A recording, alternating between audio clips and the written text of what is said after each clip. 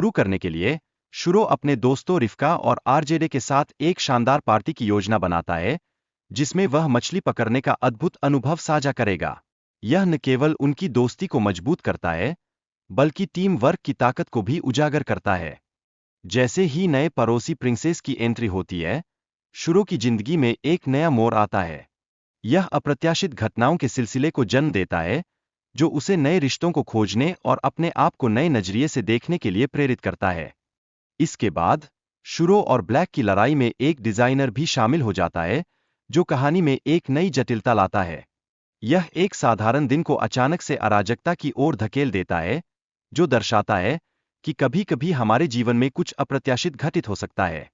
शुरो, जो एक सड़क के जानवर के रूप में जाना जाता है, अपनी गहरी भावनाओं को सबके सामने लाने का प्रयास करता है।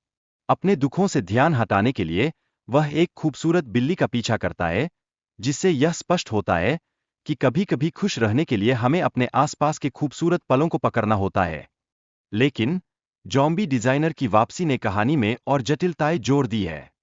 गुस्से से भरपूर होकर वह शुरो और बिल्ली पर हमला करने की योजना बनाता है, जो हमें यह याद दिलाता है कि चुनौती हमेशा हमारे सामने होती है। हालांकि बिल्ली के खिलाफ लड़ाई में विजय पाकर शुरो को नई प्रेरणा मिलती है, फिर भी उसे कई कठिनाइयों का सामना करना पड़ता है और अंततः उसे जॉम्बी डिजाइनर के साथ आमने सामने आना होता है, जो उसकी साहसिकता की परीक्षा लेता है। शुरो ने युवा बिल्ली की मदद से खाद्य सामग्री प्राप्त करने की एक स्मार्ट योजना बनाई। उसने उसे एक टोकरी में बांधकर सैम की दुकान पर ले जाने का विचार किया, यह दिखाते हुए कि कभी-कभी सादगी ही सबसे बेहतर होती है। लेकिन जब टाको को जॉम्बी द्वारा अपहरित किया जाता है, तो शुरो रूफटॉप्स पर दौड़ता है, उसे बचाने के लिए। यह एक अद्भुत पल है, जो पिता की प्रेम और साहस की महानता को दर्शाता है। जब बैंक में चोरी करने की योजना बनाते हैं, तो टाको और उसके दोस्त सुरक्षा गार्ड को डराने में सफल होते हैं। यह घटना साबित करती है कि जब हम एक साथ होते हैं, तो किसी भी चुनौती को पार किया जा सकता है।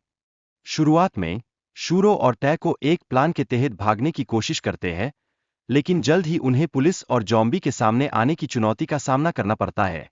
यह हमें याद दिलाता है कि कभी-कभी योजनाएं भी हमें असहाय महसूस करवा सकती है। जैसे-जैसे कहानी आगे बढ़ती है, शुरो अपने बेटे टैको के घायल होने पर पिता की भावनाओं का अनुभव करता है। यह एक महत्वपूर्ण मोड़ लाता है, जो उसके लिए एक नई दृष्टि खोलता है। अंत में शुरो अपनी प्रेमिका की मदद से जॉम्बी से लड़ाई में उतरा, जो साहस और प्रेम का सही प्रतीक बनकर उभरता है।